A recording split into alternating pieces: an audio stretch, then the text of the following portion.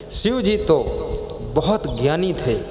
पार्वती और शिव के संवाद में स्कंद पुराण पूरा भरा पड़ा हुआ है। पार्वती जी ने हजारों सवाल उनसे पूछे हैं और शिव जी ने सबके उत्तर दिया है। शिव जी कोई साधारण व्यक्ति नहीं है। शिव जी के ज्ञान को देख करके ही पार्वती जी ने उनके साथ विवाह किया था। इसलिए पतियों को थोड़ा ज्ञान भी होना चाहिए। अगर पत्नी कोई प्रश्न पूछे तो उसका उत्तर देने की भी क्षमता होनी चाहिए। आजकल के पतियों को ज्ञानवान तो कुछ है नहीं, बस इतना ही ज्ञान है, सुबह चाय बनाइए और पकौड़ी भी बना दीजिए ये ज्ञान बताते रहते हैं। फिर ये भी ज्ञान होता है कि पकौड़ी में टेस्ट कम आया है, बाकी कोई ज्ञान ध्यान नहीं। सवेरा हुआ तेल घी साग लाना, दोपहरी हुई बाल बच्चे खिलाना, हुई सांझ आलस से निद्रा सताती, अरे हाय यूं ही चली आयु जाती। बस यही चकई के चकदम मकई के लावा तिकड़े तिकड़म बनाते रहो, सारी जिंदगी पार हो गई। जिंदगी में थोड़ा हंसी खुशी भी रखना चाहिए और प्रसन्न रहना चाहिए, क्योंकि संसार की समस्याएं ये हमेशा रहेंगी आपके जीवन में। जब तलक है जिंदगी फुर्सत न होगी काम से, एक न एक उलझन रहती है। तुम तो अकेले हो लेकिन उलझनों का तो मेला लगा हुआ है। ये तो तुम जीवित हो, यही आश्चर्य है। इतनी समस्याओं से जूझता है इंसान।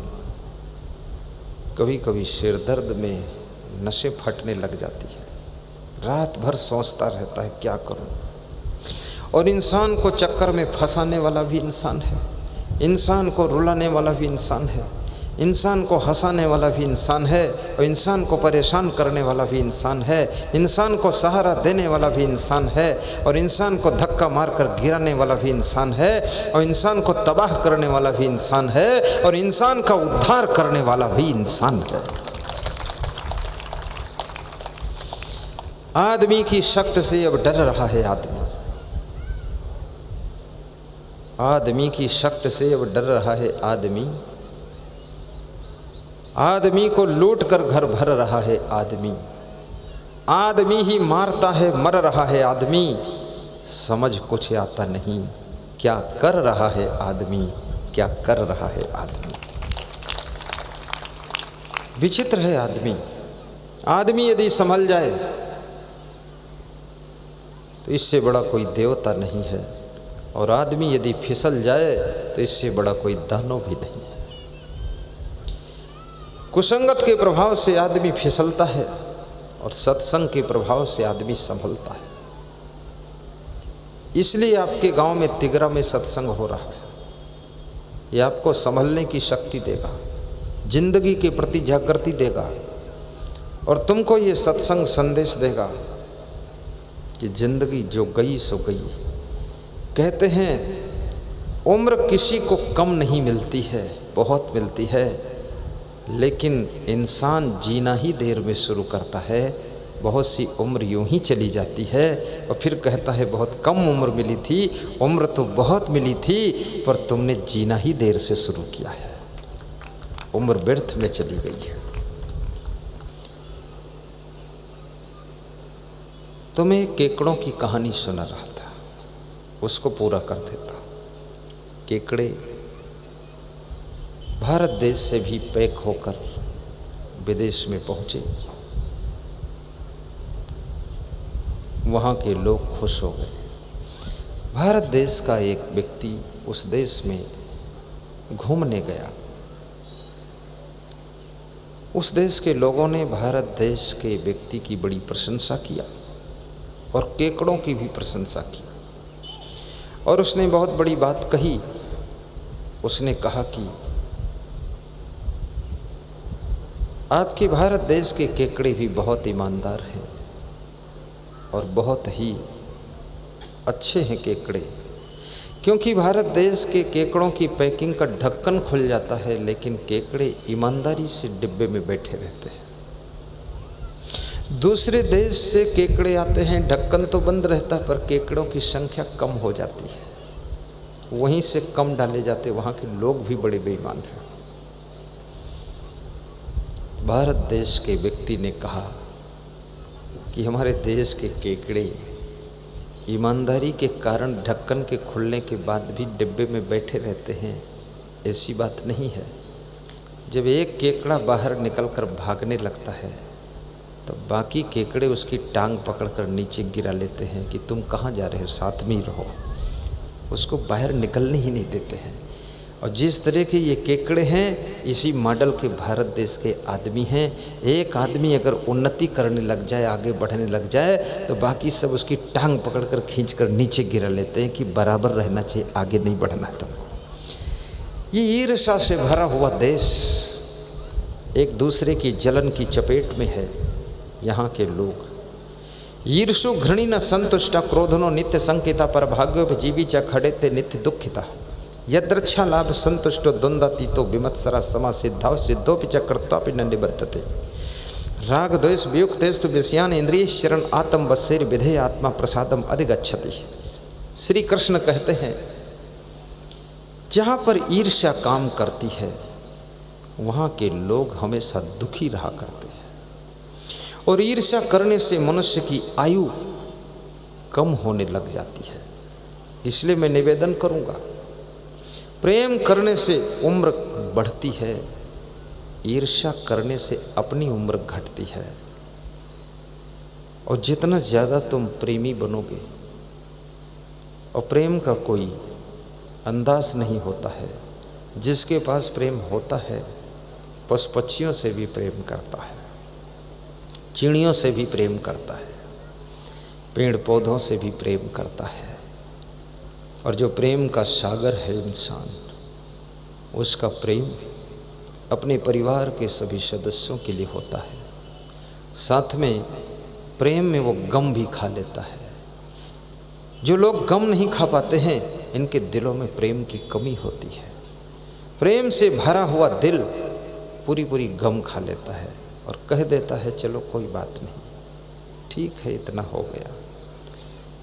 इसलिए मैं कहूँगा, प्रेम को इतना बढ़ाओ कि तुम्हारे घर के जो बूढ़े लोग हैं, तुम्हारे माता पिता, तुम्हारे दादी दादा, तुम्हारे सास ससुर, उनको अब कुछ नहीं चाहिए, केवल तुम्हारा मधुर मधुर प्रेम चाहिए। यदि उनके पास में प्रेम से बैठकर 5 मिनट बात कर लोगे, उनका दिल भर जाएगा।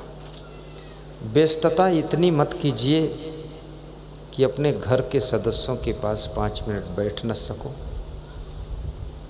आलस इतना मत कीजिए कि घर के लोगों के लिए रोटी और धोती का भी प्रबंध न कर सको। और समय इतना पास मत कीजिए कि तुम्हारा समय ही तुमको आगे पास कर दे। थोड़ा समय का सदुपयोग भी कीजिए। और मेहनत इतनी मत कीजिए कि आपका शरीर ही काम करने रह जाए। और इतना आराम भी मत कीजिए कि आपका शरीर माटी का धोंधा बन जाए। और इतना धीरे काम मत कीजिए कि जिस समय पर कार्य को पूरा करना है वो समय ही निकल जाए। और इतनी स्पीड भी मत पकड़िए कि बहुत एडवांस आप सोचो सब काम कर लें, तो वो कार्य करने के बाद वो कार्य किसी काम का नहीं होता है।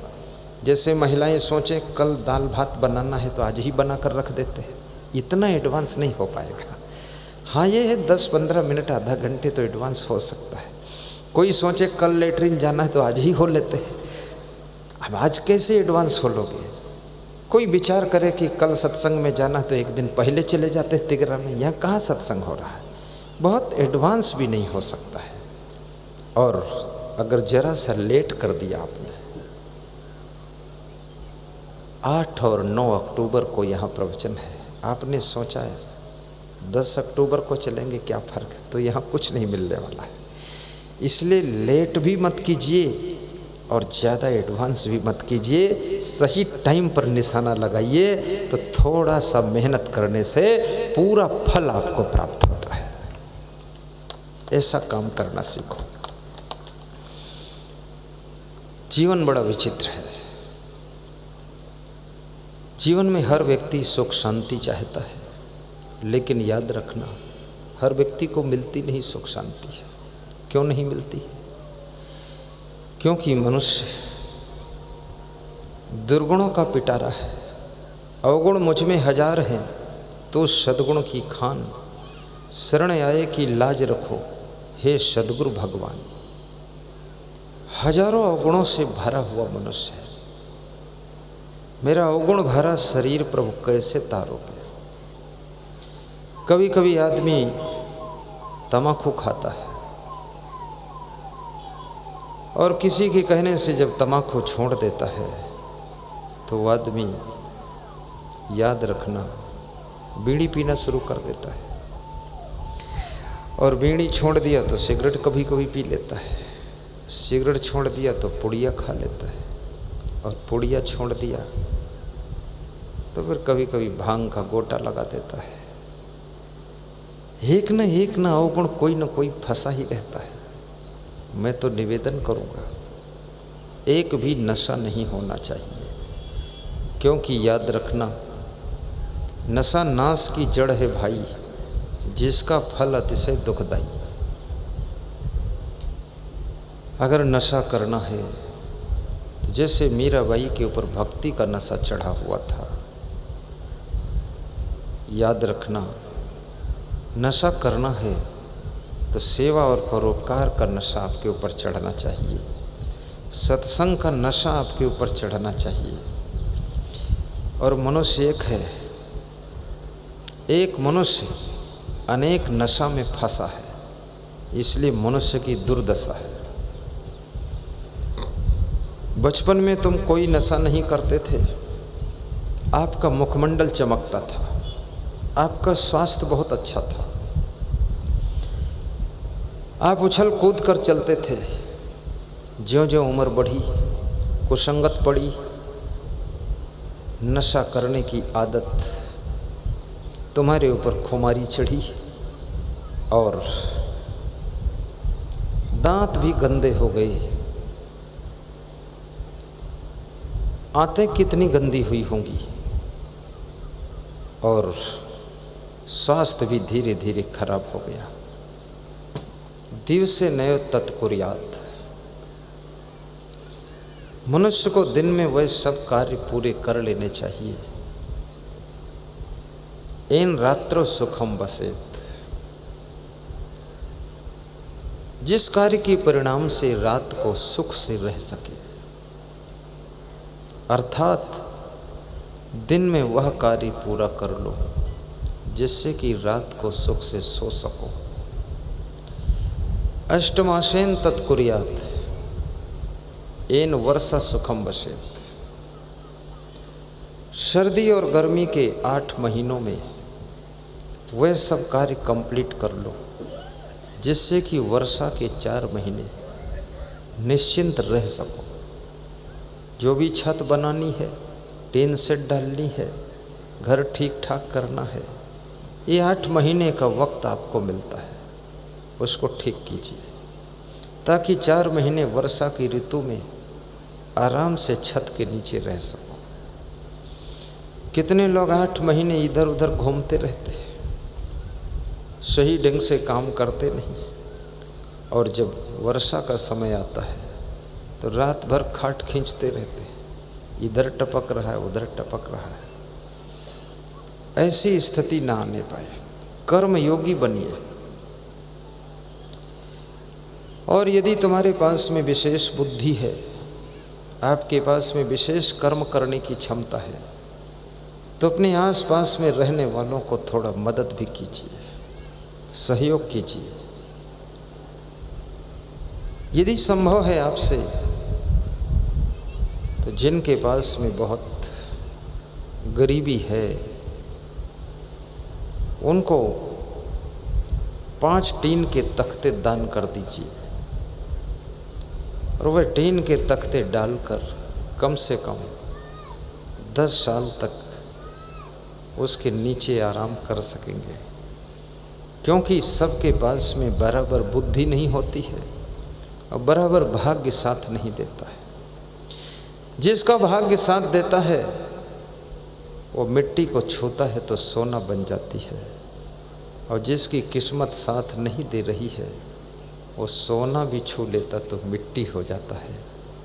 इसलिए ऐसे लोगों को मदद करना चाहिए। उसको मानस में तुलसीदास ने परोपकार कहा है, और परोपकार को ये भी कहा है तुलसीदास ने कि परहित सरिस धर्म नहीं भाई, पर पीड़ा सम नहीं अधमाई। परोपकार से बड़ा कोई धर्म नहीं है, और दूसरों को पीड़ा पहुंचाने से बड़ा कोई पाप नहीं है। परोपकार धर्म की चाबी है। सेवा उन्नति की सीढ़ी है। प्रसन्नता स्वस्थ रहने का उपाय है, और गहरी नींद में सोना स्मरण शक्ति बढ़ाने का तरीका है। कम खाना बुद्धि वर्धक होता है। चबा चबा कर खाना पेट की कब्जियत को खत्म करता है। जल्दी जल्दी खाना पेट के पाचन तंत्र को बिगाड़ता है। अधिक खाना आपको अस्वस्थ करता है, और अधिक खाने से स्मरण शक्ति कम हो जाती है। हल्का सा भूखे रहना हमेशा स्वस्थ रहने का उपाय है। 24 घंटे में 2-4 बार हंसना ये पूरी बॉडी को रिचार्ज करने का तरीका है। और भगवान राम की तरह मुस्करा करके जीवन जीना। भगवान राम का स्वभाव बहुत अच्छा था। भगवान कोई ऐसे थोड़े बन जाता है, बड़ा सुंदर स्वभाव था। केवट कहता है नाव नहीं लाऊंगा,